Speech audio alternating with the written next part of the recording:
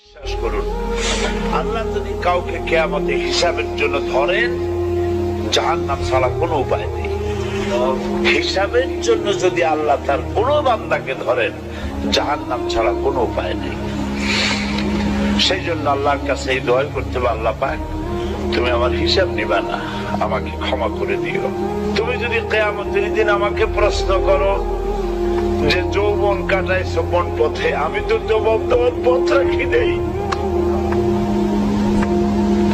আমি তো আমার যৌবনকে নষ্ট করে ফেলেছি। তুমি যদি প্রশ্ন করো টাকা পয়সা কামাই করেছো কোন পথে, আমি তার জবাব দেওয়ার পথ রাখি নেই। যদি প্রশ্ন করো কোন পথে খরচ করেছো, আমি সেটারও পথ রাখি নেই, নষ্ট করে ফেলেছি। তুমি আমাকে ক্ষমা করে দাও।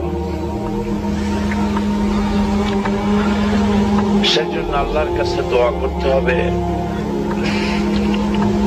রব্বানা আতিনা ফিদ দুনিয়া হাসানাতান ওয়া ফিল আখিরাতি হাসানা ওয়া কিনা আযাবান নার ওয়া আদখিলনাল জান্নাতা মা'আল আবরার ওয়া আদখিলনাল জান্নাতা বিগাইরি হিসাব। আল্লাহ তোমার নেককার বান্দাদের সাথে আমাকে জান্নাত দিও, আর তুমি দয়া করে কিয়ামতে আমার কোনো হিসাব দিও না।